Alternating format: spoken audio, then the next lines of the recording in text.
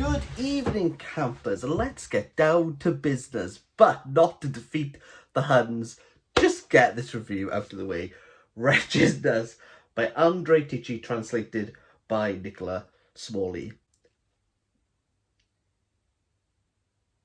This book, Wretchedness, is set in Malmo, Sweden, where the esteemed cellist Cody meets a homeless junkie and gives him some money. Now, what might be a nice act actually turns into some like a vault of memories open of how bad Cody has had it, and he's not come from good means. He's not come from a middle class background. He's come from and lived through the underbelly of Malmo. How Spear and Change brings up this event, I'm not entirely sure, and we're gonna get right to the end.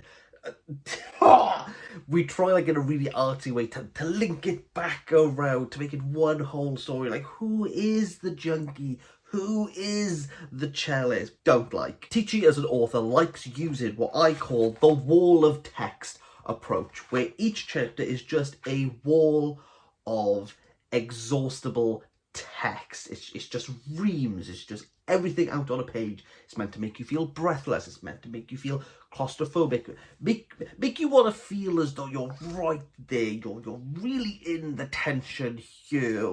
Other works that do this are the infamous Ducks Newburyport and the ever so wonderful Hurricane Season. What you'll find with stylistic choices are that some people can pull them off, some people can't, and this can't pull it off.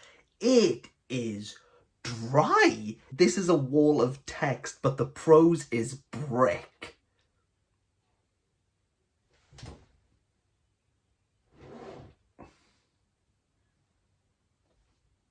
Another personal peeve on this is that this title does not reflect what's going on here. Wretchedness lacks any wretchedness. Yes, there are things that happen. There's drugs, there's sex, there's how to build smoke bombs from ping pong balls and foil. But it's just stated. There's nothing deeper than that. Merely mentioning those things aren't enough to pull this story. They're just there to kind of be the mortar around the brick. The writing is about the underbelly, but it's not in the underbelly. It's just kind of looking at the underbelly. This isn't voyeuristic of what happened. It's more like a peeping Tom. It's like someone looking out the window and being like, oh, have you seen those kids? Oh, they're smoking cigarettes. They're smoking cigarettes again. When I'm presented with grit, I want to see grit. I want to get into that detail. Otherwise, everyone's just going to be a Fault in Our Stars character holding cigarettes in their mouth going, it's a metaphor. And I think this struggles with its own metaphors, especially Skelsey and music. Cody is a musician and a cellist, and he's waiting for people during this book. And we seem to talk about in a few little inside jokes about avant-garde music. And one thing that's key here is how you get from C all the way microtonally to A. The metaphor here I think Tichy's trying to make is that rather from A to C, he's gone a different way around it. He hasn't come from this background, this music college journey of learning to be this cellist.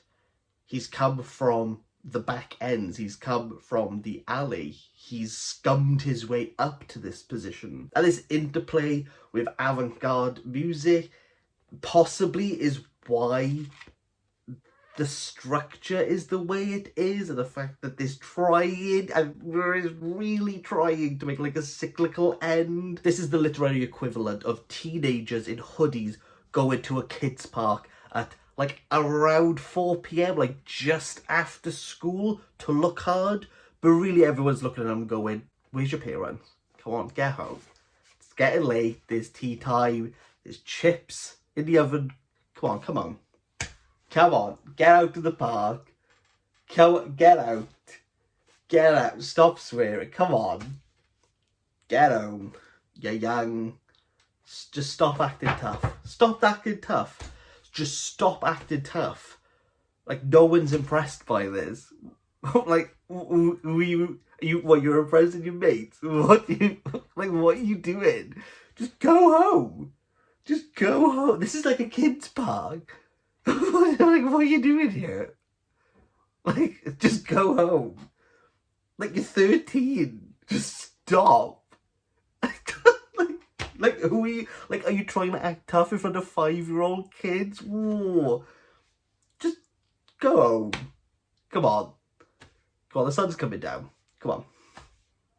Come on. Come on. It's all good. It's been a long day. Come on. It's a 1 out of 10.